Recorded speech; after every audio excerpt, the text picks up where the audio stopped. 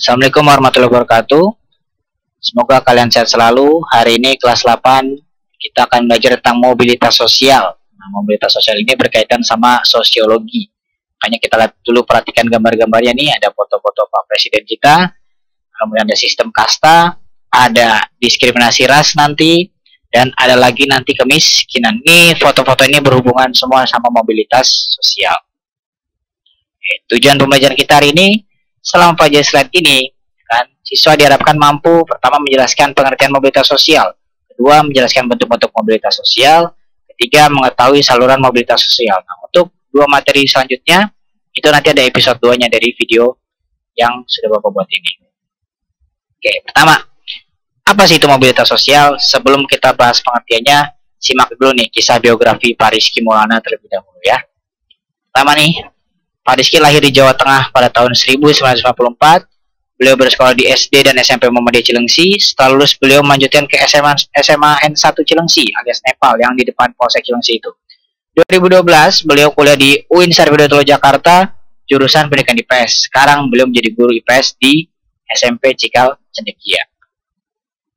Nah, dari kisah di slide sebelumnya, bisa kita lihat adanya perubahan status Pak Rizky. Sebelumnya, beliau hanya seorang pelajar seperti kalian, kan? SD, SMP, SMA masih pelajar, langsung lagi mahasiswa pada saat kuliah. Sekarang beliau menjadi guru IPS di SMP, artinya ada perpindahan status dari tadinya pelajar menjadi guru atau pengajar. Lalu apa ini mobilitas sosial? Nah, mobilitas sosial adalah perpindahan status individu, ya, perpindahan status individu dari status sosial satu ke status sosial lainnya.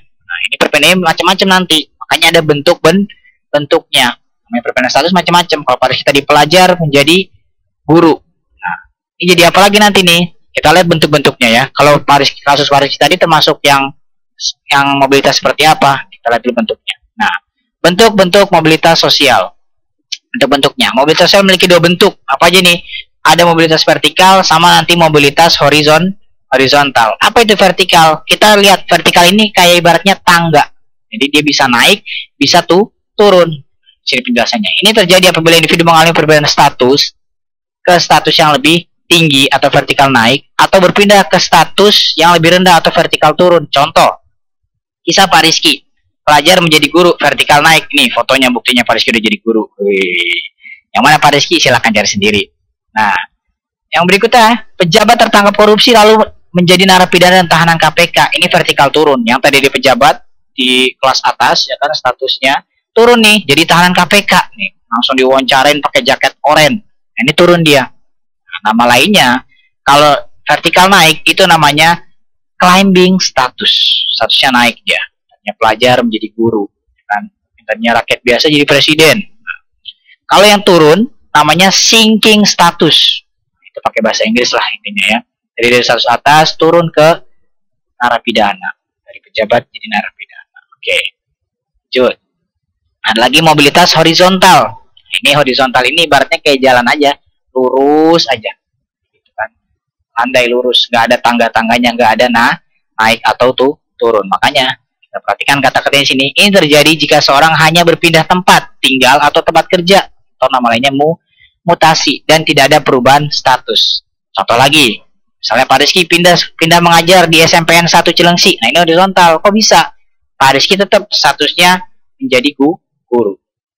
Yang kedua, misalnya nih, Kak Safa pindah sekolah dari Jakarta ke Bogor, sama aja. Ya kan, statusnya masih pelajar. Yang ketiga, Ronaldo pindah tim dari Real Madrid ke Juventus, sama-sama jadi pemain bola. Kecuali Ronaldo jadi pelatih ataupun jadi pemilik tim. Nah, itu baru namanya climbing status. Seperti itu. Lanjut. Nah, ini saluran mobilitas sosial. Apa sih ini saluran? Jadi cara orang berpindah status itu ada salurannya. Ada yang mendukung dia buat bisa berpindah status. Nah, sini ada 5 nih. Ada 5 saluran untuk individu melakukan mobilitas sosial. Pertama ada pendidikan. Nah, kalau kasus Pak Rizky tadi itu lewat namanya pendidikan. Nah, ini ada fotonya nih. Waktu zaman Bapak wisuda. Kan ada fotonya zaman Bapak wisuda nih. Nggak kayak anak TK wisudanya kayak begini pas udah zaman kuliah, karena udah paham ya kan, baris semua dipakein toga semua. Nah, ini akhirnya setelah menempuh pendidikan tadi Pak Rizky bisa jadi guru. Ada lagi lembaga politik ya kan, sini kalian nanti ikut pemilu ya kan, nyalek, nah duduk di jadi anggota DPR. Kalau ini lagi bersidang nih, ada lagi nih foto Pak Presiden kita nih, beliau tadinya cuma apa ya, tukang kayu ya kan, pengusaha mebel. Itu karena dia ikut organisasi politik, akhirnya sekarang menjadi presiden seperti itu. Ada lagi organisasi ekonomi, nah ini Bapak contohkan nih dengan gambar ini, Koperasi Indonesia. Misalnya apa, kalian tadi membutuhkan modal ya kan, modal usaha, kalian minjem modal ke koperasi atau ke bank BUMN ya kan, akhirnya usaha kalian maju. Nah status kalian naik, tadinya menganggur jadi punya kerjaan, punya perusahaan. Ada lagi organisasi profesi, nah tadi nih, karena profesi Bapak sebagai guru ada namanya PGRI, Persatuan Guru Republik Indonesia. Ini juga sama nih, bakal kenal nanti Bapak sama-sama guru-guru se-Jawa Barat, se-Indonesia di sini. Jadi akhirnya apa, nanti bisa claiming status. Nah, tadinya guru biasa, dia malamnya bisa jadi nanti kepala sekolah ataupun pengawas sekolah nanti lewat PGRI ini. Nah, seperti itu, dan banyak ilmu-ilmu baru di organisasi profesi ini. Yang terakhir, misalnya ini perempuan nih, lewat perkawinan. Nah, perkawinan misalnya yang tadinya dari rakyat biasa, nikah sama orang bangsawan, oke, statusnya naik. Seperti itu. Ataupun sebaliknya. Oke.